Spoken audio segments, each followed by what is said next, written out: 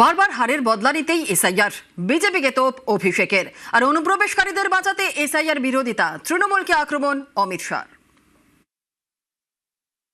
তাদেরকে কড়ায় গন্ডায় 2024 সালে আমরা জবাব দিয়েছিলাম। প্রতিশোধ নিতে মানুষকে লাইনে দাঁড় করিয়ে এসআইআর এর মাধ্যমে ভোটাধিকার কেড়ে নিয়েছে। আমাদের জবাবটাও মায়েরা লাইনে দাঁড়িয়েই দিতে হবে। বাংলায় একটা কথা আছে, স্যাকড়া ঠুকঠাক কামারের একঘা, 100 সোনার কি 1 লোহার কি।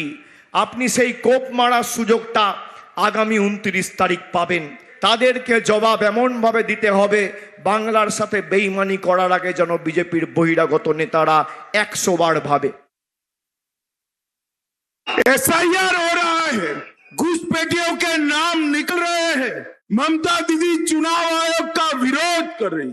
घुसपैठियों को मतदाता सूची से हटाना चाहिए या नहीं हटाना चाहिए, ये ममता दीदी इनको बचाना चाहती है। न्यूज